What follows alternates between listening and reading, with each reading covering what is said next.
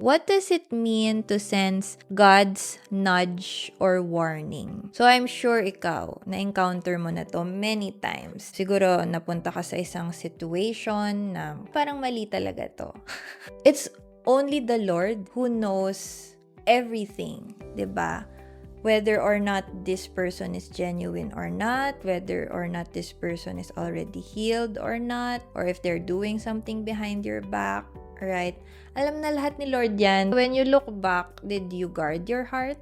Did you set up healthy boundaries for yourself? You didn't, diba? So, it's a two-way thing.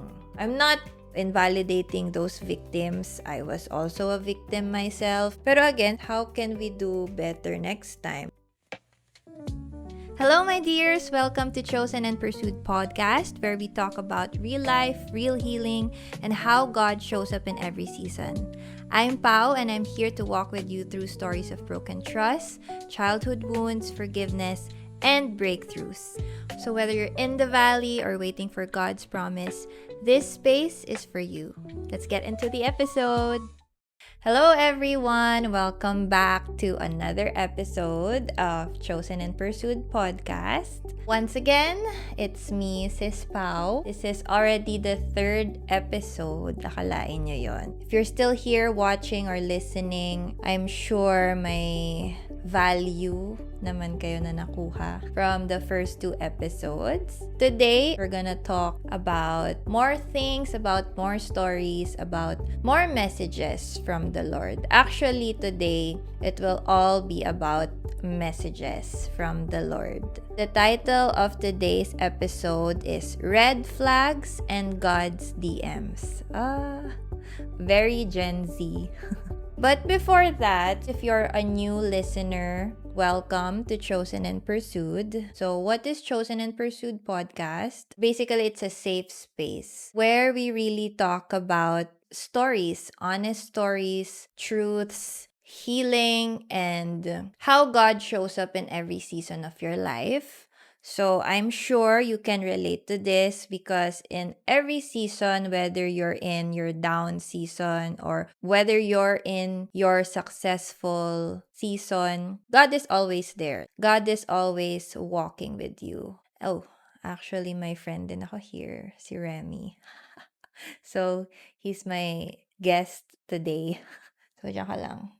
So, yeah, going back, for me, I really wanted to start something like this because I have lots of things to share other than personal stories, basically personal encounters with the Lord. And I can't keep it to myself. So that's why Chosen and Pursued podcast is here because it's a platform for me to share these things to everyone. Ganun kasi kapag na-encounter mo si Lord, you can't keep it to yourself kasi His presence is overflowing. Before we dive into today's message and today's topic, I would like to start us with a prayer. So if we could put ourselves in the holy presence of the Lord. Heavenly Father, thank you, dear Father, again for another opportunity, for another time that you have given us to convene and to talk about you and learn more about you, dear Father, and your message for us today. And I pray, dear Father, with this message that may you continue to impact our hearts, that the message today will help us discern the right people to have in our lives and to continuously show grace to one another through your presence, through your love that flows in us. We praise you and we glorify you, dear Father, and we always thank you for walking with us each and every day. In Jesus' mighty name we pray. Amen. For those who have already watched the first two episodes, if you haven't, go ahead and binge watch first or binge listen. I think the first one was about being chosen in the valley, going through valley seasons, what a valley season looks like. Second episode was about forgiveness. And ngayon naman, I thought of having this topic, which is red flags and God's DMs or messages. Because this is the part where we talk about what to look out for in terms of relationships with people. So, disclaimer, this is not just about dating or romantic relationships. So, I know in our generation today, when you say red flag, dating na agad yan, di ba?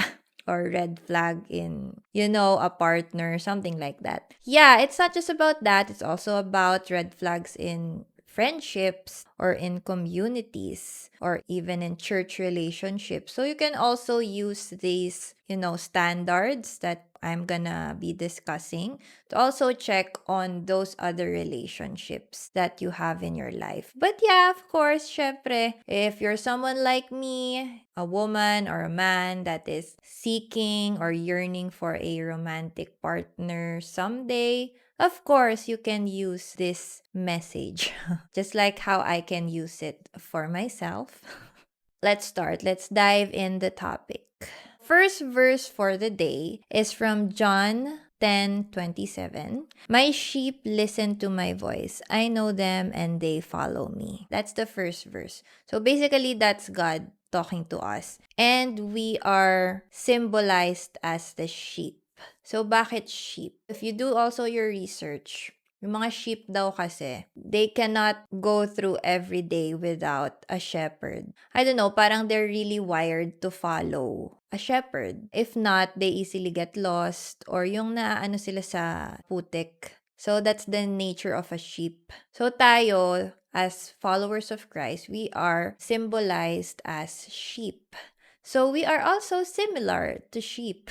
Kasi tayo, without a shepherd, which is Jesus Christ, without Him in our lives, talagang lost talaga tayo, 'di ba? We follow the ways of the world or the trends today, and when it turns out na it won't do me any good pala, wala na, andun ka na sa putik, 'di ba? So same thing as the sheep. And sino din ba magpo-pull back sa'yo from that place, 'di ba? It's only the Lord who can also do that. So yun na nga, sabi nga dito sa first verse, my sheep listen to my voice. I know them and they follow me. Doon pa lang sa part na I know them. That is already God claiming us eh. Before you're even born in this world, kilala ka na ni Lord. There is so much assurance in that. There's already so much love in that. Kasi 'di ba, He is our creator. He is our father. Everything, He's our everything. He's our best friend. He's even our partner. He really knows us. Which is why when we learn about Him, like what we are doing now, when we learn more about Him, when we read His word, or when we receive His message, it's something familiar. There's already a connection between you and God. Kasi nga, at the end of the day, He's your creator. I don't know where you are at now, but there are people that still don't believe. Of course, we respect that. No judgment in that. Or there are people who used to believe but decided to turn away because, I don't know, something happened. Life happened, di ba? However, you cannot deny the presence of the Lord talaga when He encounters you. And si Lord, alam niya yon. Kaya nga sabi dito, I know them and they follow me. So si Lord, kilala niya na tayo, 'di ba? However, yun na nga tayo. Do we really know Him? Because ako, in my past life, when I wasn't still a Christian, I know Him. I know that there is God. I know that He is the creator of the universe. But I don't really know Him. Like, I don't have a personal relationship with Him because of many things, of my upbringing, of my religion before. And that is why, even if He is reaching out to me through people, through circumstances, hindi pa rin ako nakikinig. Kasi nga, wala, matigas pa rin ulo natin. And again, wala pa kasi akong personal relationship nun kay Lord. That's what we're gonna talk about today. How can we really discern God's DMs? There's a question that I want to ask. What does it mean to sense God's nudge or warning? So I'm sure ikaw, na-encounter mo na to many times. Siguro napunta ka sa isang situation na parang mali talaga to. Tapos there's this feeling, there's this conviction as we call it, na parang sinasabi talaga sa'yo na parang mali to girl, ba't ka nandito? Bakit mo pinasok yung sarili mo dito? So marami na tayong ganong experiences, no matter how much you also deny it.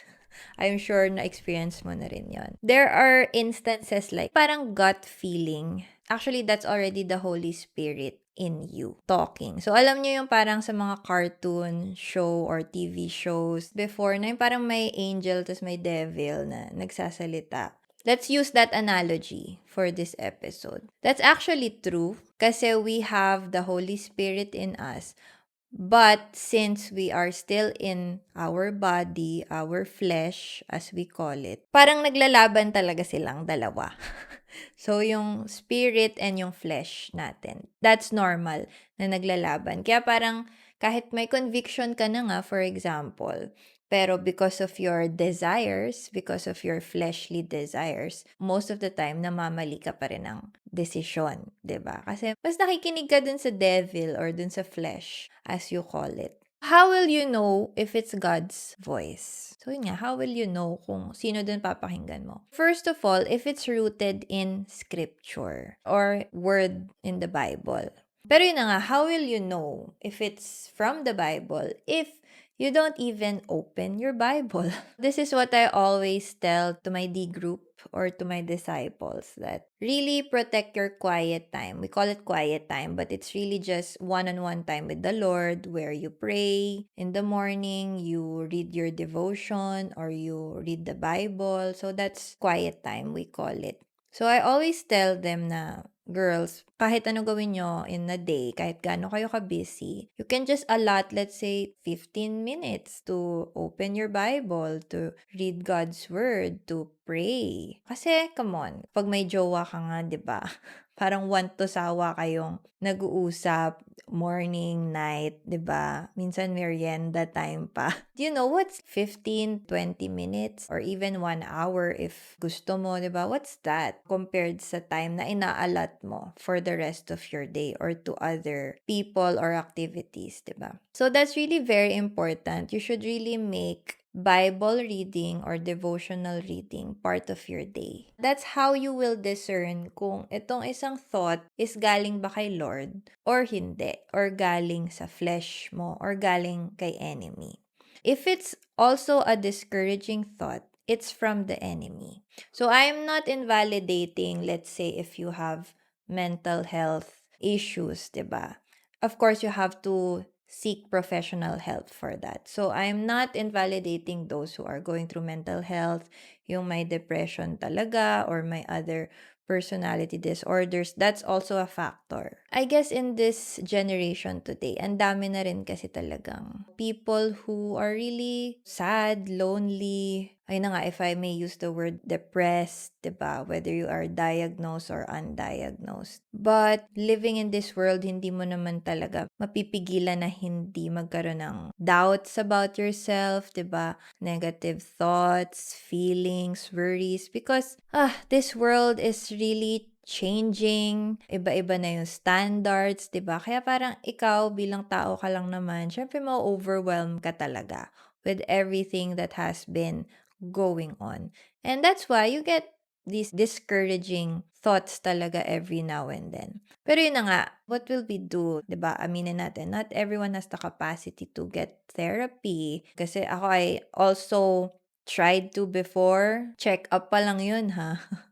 Pero parang magkano na rin. Gets? So, sige, here's our second verse. It says in Hebrews 4:12, "For the word of God is living and active, sharper than any two-edged sword, piercing to the division of the soul and of spirit, of joints and of marrow, and discerning the thoughts and intentions of the heart."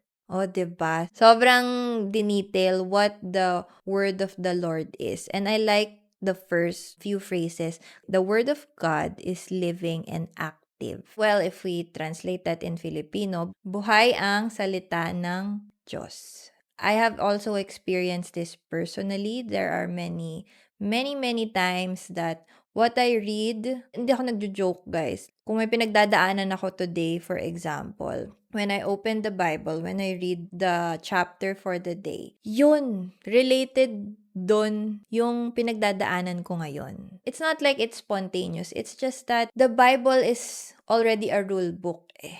It's already a manual for us on how we should go about through life, what the world is, diba? It's already a manual. So parang we just need to dive into it, dive into the word, diba? Discernment comes from having a growing intimacy with God. And how will you do that? You start nga by reading your Bible, right? If you also don't know how to start with Bible reading, you can send me a message. I can give you some tips. If you're already going in a local Christian church, you can ask your elders there where to start. If you're also someone, you're a new Christian, you're a new follower of Christ, I suggest you start reading through the gospel books first. So, yung Matthew, Mark, Luke, and John. Basahin niyo muna yung 4 books na yan. That's in the New Testament. Doon nyo kasi malalaman yung ministry ni Christ. How he started with his ministry, how he met his 12 disciples,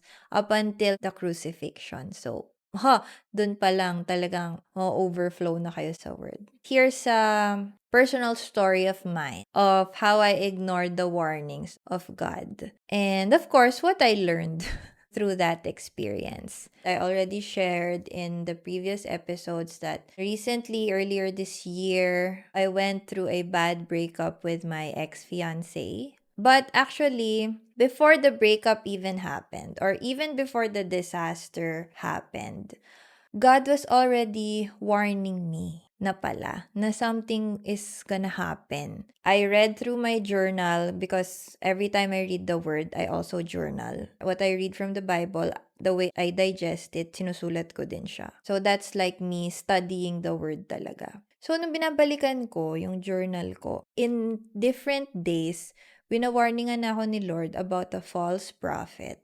And that something will happen. However, I should not worry because magpapadala daw siya ng people who will be there for me and to save me. As in, yun talaga yung word ni Lord. Takang-taka ako nung time na yun. Sino yung false prophet na sinasabi ni Lord? Kasi during that time that he was warning me about a false prophet, okay kami. Okay pa kami nung ex ko. I mean, he was still trying to work things out with me. I was beginning to trust him again. Kaya sabi ko, that cannot be him.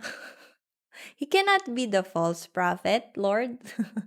Kasi nga parang okay naman na siya. So ako, kung sino-sino pa inisip ko na false prophet, maybe one of my friends, maybe one of my mentors pa. Which is parang ang labo din naman kasi I know that these people care about me so much. But the point is, that was already me ignoring God's message or the signs that He was already giving me. It's only the Lord who knows everything, 'di ba? Whether or not this person is genuine or not, whether or not this person is already healed or not, or if they're doing something behind your back, right? Alam na lahat ni Lord yan. Basically, characters lang tayo, 'di ba? Sa story. So, alam na ni Lord. He's the author nga, 'di ba? But yeah, during that time, because I was already hooked again with Him, sa magandang pinapakita niya sa akin, and sa person na pinakilala niya sa akin, I mean, about himself in the very, very beginning of the relationship, I was still clinging on to that thought or that person that I knew, that I loved. Talagang, wala, nabulag na naman si ate mo, girl. But it was during that time na even if I was in denial, there's already a conviction na rin. And yung conviction is because I had no peace. I really had no peace na dito sa second part of our relationship na we were trying to rebuild it and everything. You know, I was always anxious. I was always worried. My close friends know about this. That's why they always check on me. So, yun na pala yung nudge ni Holy Spirit na, girl, you're not supposed to be there na kasi talaga.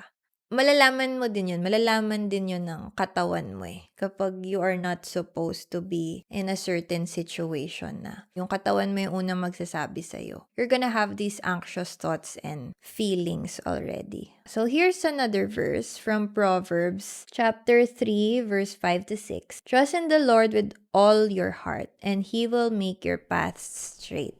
So again, going back to my story, during that time, I was already reading God's word. He was already giving me His messages. But still, at that time, I wasn't fully trusting him pa rin pala because I was still clinging on to this person na he wants me na to let go of. Wala eh. Kaya ang sabi dito, ang commandment is trust the Lord with all your heart and He will make your path straight. So, all your heart talaga.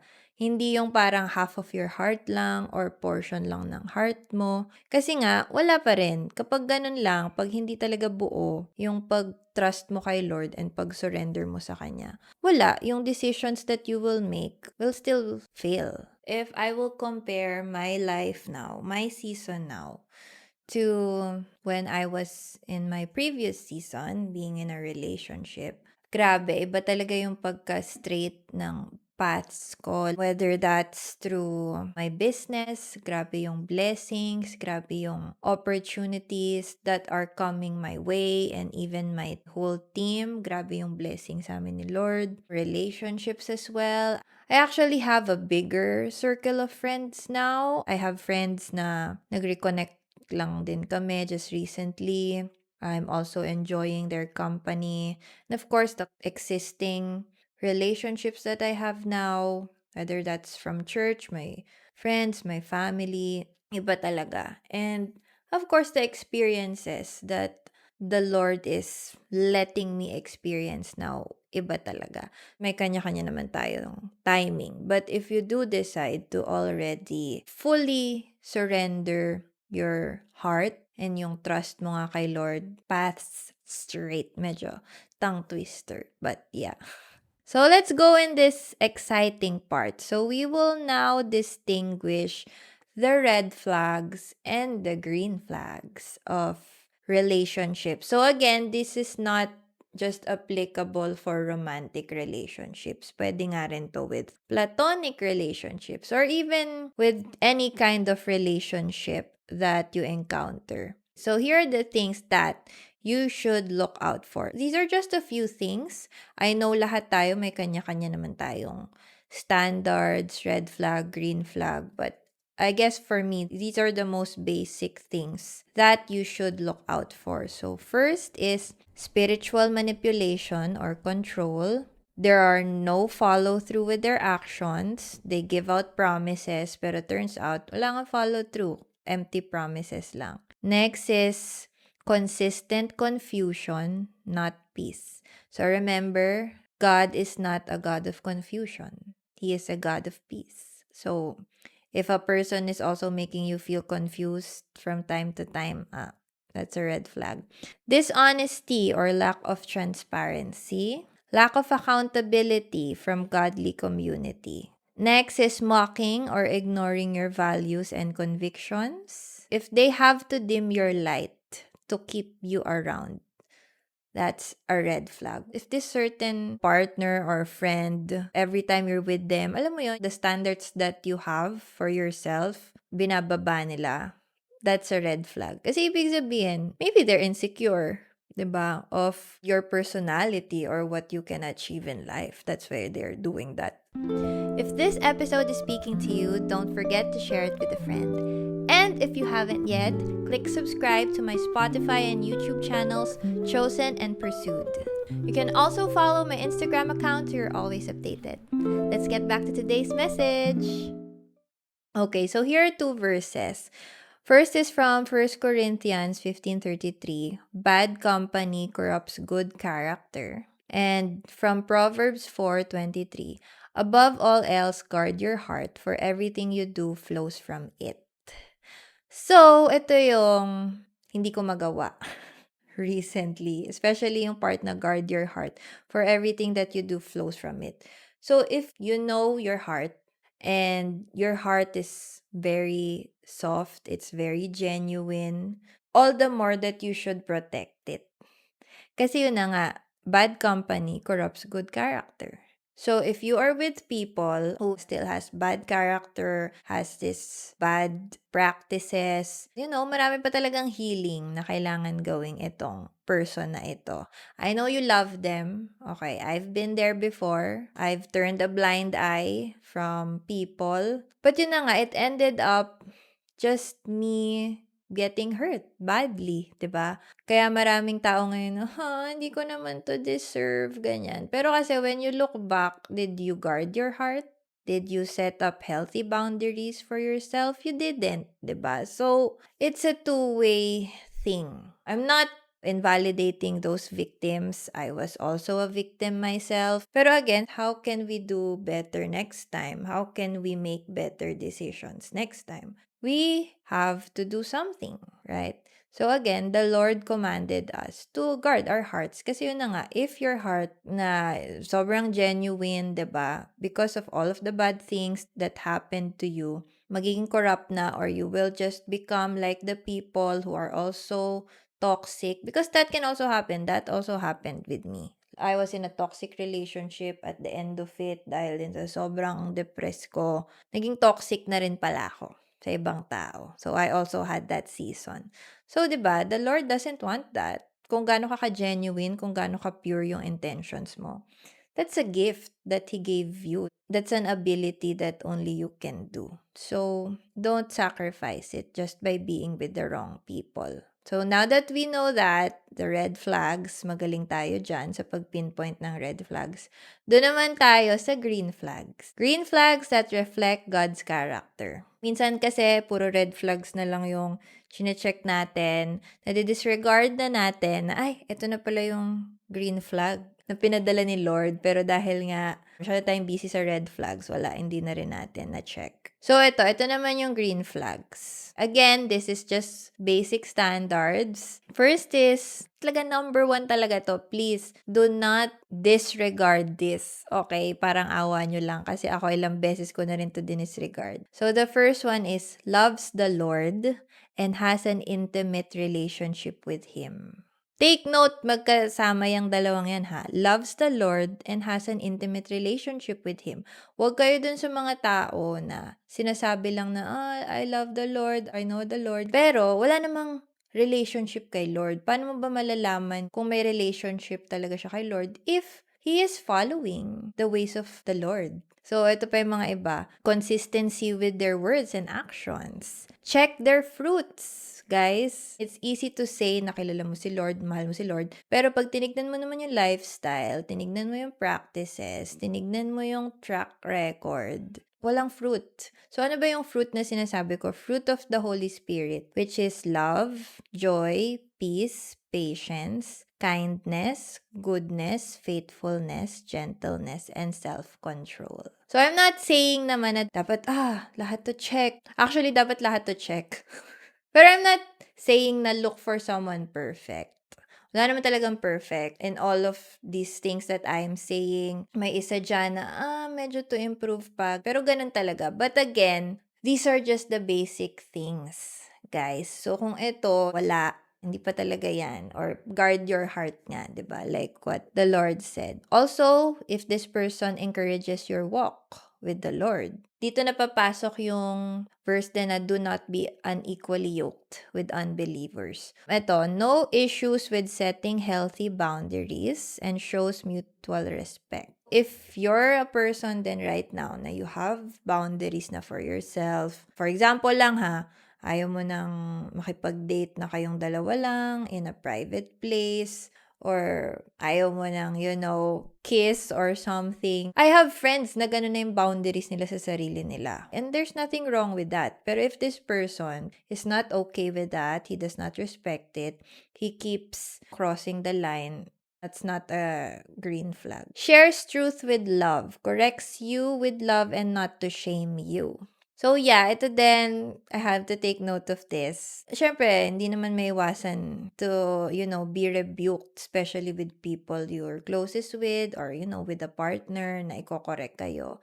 But they should do it with love, na it should come from love, not just to prove a point, not just to argue with you. Ayun, make sure na it's always coming from love. Of course, correction, you cannot prevent that. And healthy din naman yon if you get rebuked by people. But check the intention and if it's done with love. Next is honors your values and time. So again, going back to setting healthy boundaries, Or if you're a super busy person, like myself, I'm very busy with what I do, with my career. Pero nire-respect pa rin ng person na yun. That's good.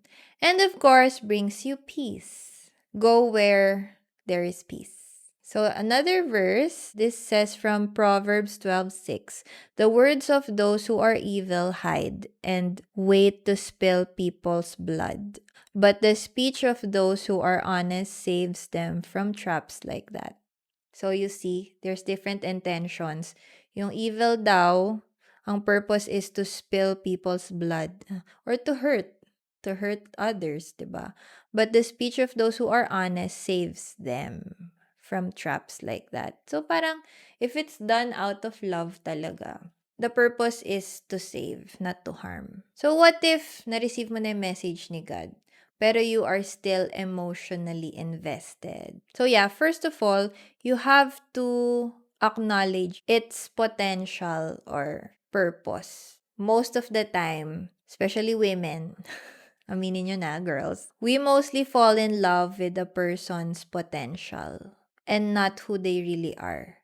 So, kung ano yung pinapakita na nila sa harap mo, kahit puno-puno na yan ng red flags, hindi, Lord, magbabago pa to. Nakita ko naman siyang naging okay sa akin. There was a time, Lord, na okay siya. Hindi, Lord, hindi. Pero, apparently, nagtagal na yung relationship or yung dating season nyo, umabot na ng taon, ganun pa rin yung person, di ba? Ano nangyari? Nagsayang ka lang ng how many years waiting for this person to reach their fullest potential. But again, that's not our role. Yes, we can love people, and yes, everyone is a work in progress. I'm not saying I'm perfect, I'm far from that, which is why I'm also choosing to appreciate and to maximize my singleness. Kasi nga, I know na the Lord is still working with me. Everyone is a work in progress. We can love people even in the middle of them being a work in progress, but that's the only thing we can do. We can only love them. We can only share God's love to them, but it is not our job to fix them because you can never fix people, okay? Ang makakagawa lang nun is si Lord. And there are different forms of love. It doesn't have to mean na you will stay with them. Kasi what if this person nga is toxic? What if this person nga is a cheater, diba? Will you still stay with this person? Well, this is in the context of dating ha. Not marriage. Iba na kasi yung marriage. And I wouldn't know kasi I'm not yet in that season. But yeah, in the context of dating or friendships, if this person is a deceiver, if this person is very toxic, will you still stay with them because you love them? You can love them from afar, 'di ba? You can pray for them, include them in your prayers every day. I do that. I do that to my ex. I still don't want him to have a bad life. I still want him to heal his wounds because I'm also aware of his wounds. So you can show your love that way. But again, it is still God who will work on their life and how they can transform. So kanya-kanyang journey pa rin yan. Why? Because God does not want you to suffer by being with the wrong person or wrong people or wrong environment, 'di ba? Hindi ganun si God. He is teaching us to forgive, to show grace to people, but at the same time, He also teaches us to guard our hearts, to not be driven by our emotions, and He wants the best for us. So if you're also someone, you really want to get married, like I still want to get married, choose to wait. Choose to wait for God's best. I've seen it happen. I've seen it happen to some of my friends who did wait and who did pray for healing, who focused on their healing, who prayed for their future spouse every day kahit hindi pa nila kilala. It happened. But they waited. So, yun yung catch. Which is for me is also a reminder to myself because I hate waiting. I mean, wala namang nag-e-enjoy talaga sa waiting, di ba? But ngayon, before I used to hate waiting, but now I am enjoying it because there's a lot to learn in the waiting. So here are a few verses. It says in Jeremiah 17:9, the heart is deceitful above all things. And in Psalm 46:10, be still and know that I am God. So ayan na, inutusan na tayo to be still, okay? The heart is really deceitful. So it's not really true to just follow your heart. Okay, this is what my mom always tell me na kaya nga yung heart nasa ilalim ng head, ng mind. Kasi we have to think logically as well, not just laging heart. So, I got you, mom. That's why I'm here today. I listen to my heart too much. So, what are the practices that we should do for daily discernment? Number one, stay rooted to God's word. Yun talaga, guys. Next is talk to God honestly. He's not afraid of your questions. If you have questions, if you are mad at the Lord, sabihin mo sa Kanya, di ba? If you are confused, if you like someone pero hindi ka rin 100% sure, tanungin mo si Lord. Ask Him about it. And ito, this is something na I call as a dangerous prayer because it works every time. Like, after ko to ipag-pray, a week later, it happens. So, ang dangerous prayer is, Lord, if this person is not from you, remove them from my life. Diba? Guys, dangerous talaga to because it works every time. Because it's a sign that, eto na Lord, surrendered na talaga ako sa'yo. Pero there's also a time na, what if hindi ka pa ready? Hindi ka pa ready mag-let go ng tao. If you are still not ready to do that, alam mo si Lord, pagbibigyan ka din niya. Ganun si Lord eh.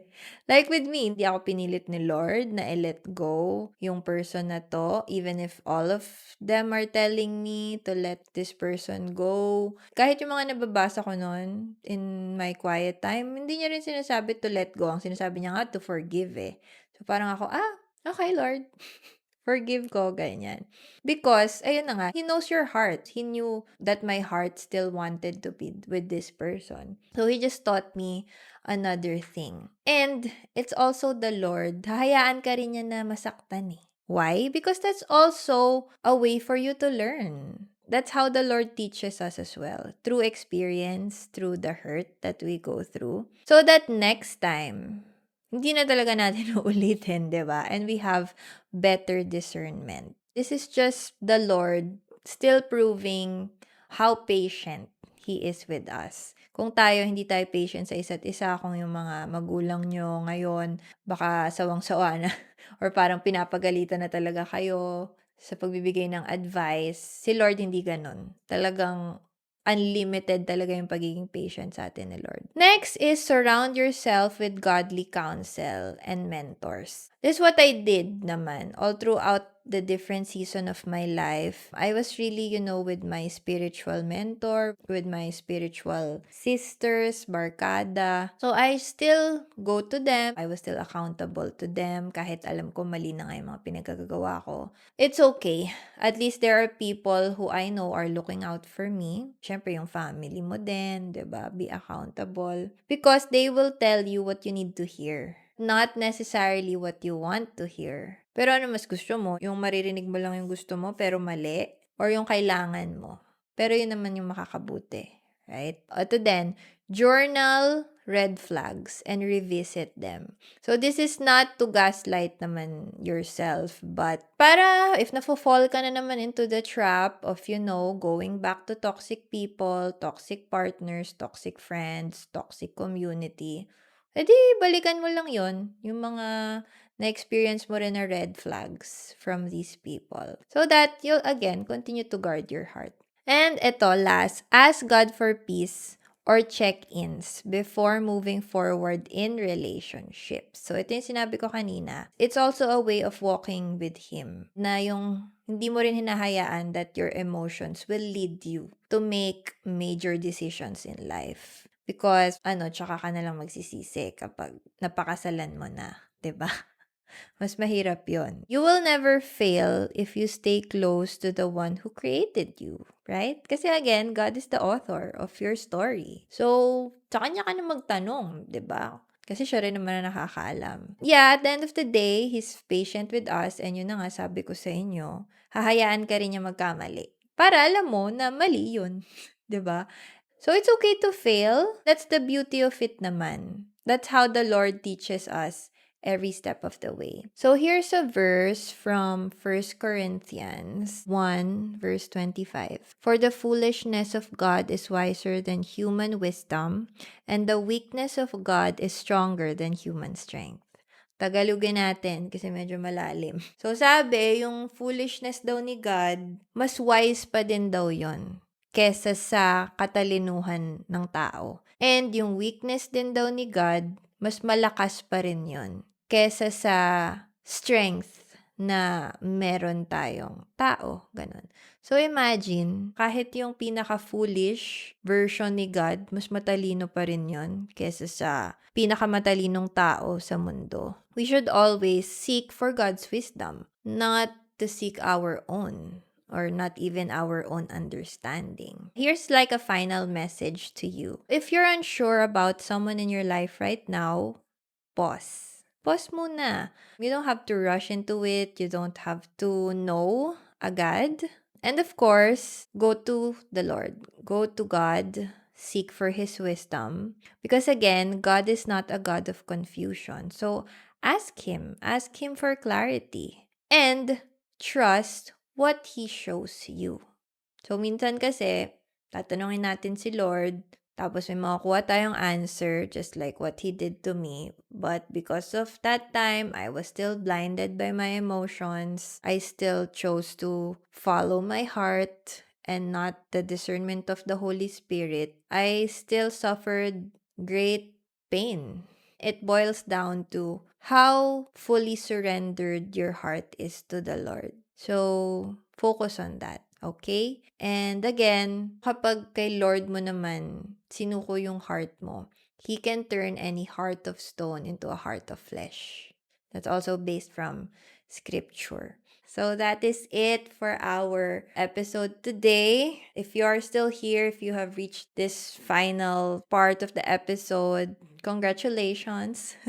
As we close, I would like to close us in prayer as always. Heavenly Father, thank you again, dear Father, for giving us this time to learn about your word, to discern your message, to discern the things that we should know in order to follow you and in order to surrender our hearts fully to you, dear Father. I pray for our listener today. I pray for wisdom, for discernment, for conviction, and I pray that our listener will continuously seek you, to know you, your character, your wisdom, and of course, your heart, dear Father, so that we will all be able to walk your ways and not the ways of the world.